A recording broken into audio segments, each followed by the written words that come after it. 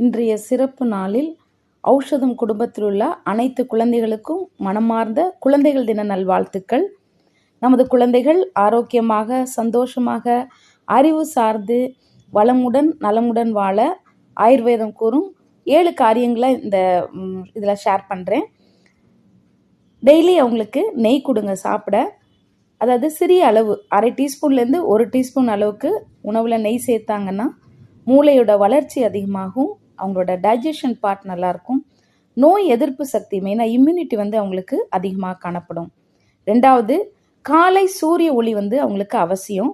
அதனால் தினமும் 10லேருந்து 15 நிமிடம் மெதுவான காலை சூரிய ஒளி அவங்க மேலே படுற மாதிரி சின்ன சின்ன ஆக்டிவிட்டி செய்ய சொல்லுங்கள். இது அவங்களோட விட்டமின் டி சத்தை அதிகரிக்கும், எலும்பு வளர்ச்சி அதிகமாகும், மெயினாக மனநிலை சீராக இருக்க அது பயன்படும். 3வது, தூக்கத்தோட முக்கியம், ரொம்ப ரொம்ப இம்பார்ட்டண்ட் அது. அதனால் குழந்தைகளுக்கு குறைந்தபட்சம் 7லேருந்து 9 மணி நேரம் தூக்கம் கண்டிப்பாக தேவை. அதனால் அவங்க பிள்ளைகளை கரெக்டான டைமுக்கு சீக்கிரம் படுக்க வச்சு காலையில் சீக்கிரம் அதிகாலையில் எழும்ப பழகி கொடுங்க. இது அவங்களோட நினைவாற்றலை அதிகப்படுத்தும், உடல் வளர்ச்சியை சீராக்கும், மன அமைதி மேம்படும். அடுத்தது, உணவு பழக்க வழக்கங்கள் பார்த்திங்கன்னா சத்தான இயற்கை உணவுகள் அவங்களுக்கு மிக அவசியம் தேவை. ஆயுர்வேதம் பரிந்துரைக்கிற உணவு அப்படின்னா நாட்டு காய்கறிகள், உங்களுக்கு சீசனுக்கு கிடைக்கக்கூடிய காய்கறிகள், பழங்கள் எல்லாமே எடுத்துக்கலாம்.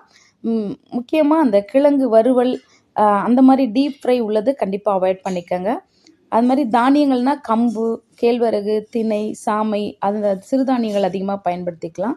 பருப்பு வகைகளில் பார்த்திங்கன்னா பாசிப்பருப்பு, கடலைப்பருப்பு, வேர்க்கடலை, தட்டைப்பயிறு, மொச்சைப்பயிறு, இந்த மாதிரி பயிர் வகைகள் பிள்ளைகளுக்கு ஈவினிங்கில் ஸ்நாக்ஸாக வேக வச்சு கொடுங்க. பாதாம், உலர்ந்த திராட்சை, இந்த மாதிரி ட்ரை ஃப்ரூட்ஸ் எல்லாமே நீங்கள் கொடுக்கலாம். அடுத்தது, மஞ்சள், இஞ்சி, சுக்கு தாராளமாக யூஸ் பண்ணிக்கோங்க. ஏன்னா ஆன்டி இன்ஃப்ளமேட்டரியாக அது பயன்படும், இம்யூனிட்டி அதிகரிக்கும். அதே நேரத்தில் பட்டை, கிராம்பு, மசாலா வகைகள் அந்த அளவை குறைவாக பயன்படுத்துங்க. அடுத்தது, தவிர்க்க வேண்டிய உணவுகள் அப்படின்னு பார்த்தீங்கன்னா அந்த fast food, packet food, process food, மெயினாக பிஸ்கெட், கேக், சாக்லேட், சர்க்கரை கலந்த இனிப்பு பொருட்கள், குளிர்பானங்கள், இதை தவிர்க்கிறது மிகவும் நல்லது. அடுத்தது, தினசரி எண்ணெய் தடவி குளிக்கிறது ரொம்ப நல்லது. தலைக்கு கண்டிப்பாக எண்ணெய் தேய்க்க வேண்டும். அதுதான் அபியங்கம் சொல்கிறோம். வாரத்தில் 2 அல்லது 3 முறை நல்லெண்ணெய் உடம்புக்கு தடவி குளிக்கும்போது நரம்பு வலிமை பெறும், தோல் நல்ல க்ளோ ஆகிற மாதிரி இருக்கும். அடுத்தது, பிள்ளைங்க சுறுசுறுப்பாக இயங்குவாங்க, அந்த சோர்வுத்தன்மை நீங்கும். கண் பாதுகாப்பு 6வதாக பார்க்குறோம், அது மிகவும் முக்கியம். அதுக்கு என்ன பண்ணணும்னா அந்த ஸ்க்ரீன் டைமை நம்ம குறைக்கணும். அது மொபைலாக இருக்கட்டும், டிவியாக இருக்கட்டும், லேப்டாப், கம்ப்யூட்டர், எதுனாலும் 1 மணி நேரத்துக்குள்ளே அந்த யூசேஜ் இருந்தால் போதும்.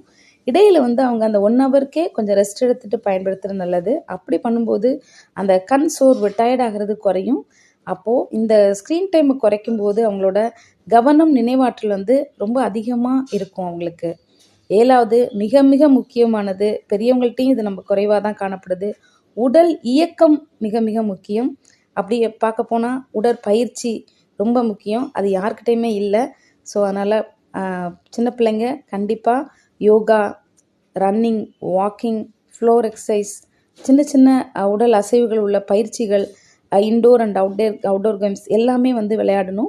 அப்படி பண்ணும்போது அவங்களுக்கு உடல் வலிமை பெறும், அதோட மன வலிமையும் மேம்படும், மன அழுத்தம் குறைவாக காணப்படும், நுரையீரல் ஆரோக்கியம் மேம்படும் இந்த விளையாட்டு திறன் மூலமாக. அதனால் கண்டிப்பாக பேரண்ட்ஸ் இந்த நான் சொன்ன அந்த 7 காரியங்கள் குழந்தைகள் ஃபாலோ பண்ண மாதிரி அவங்களுக்கு சப்போர்ட்டிவாக இருங்க, கைட் பண்ணுங்கள். மறுபடியுமாய் குழந்தைகள் தின வாழ்த்துக்களை தெரிவித்துக் கொள்கிறேன்.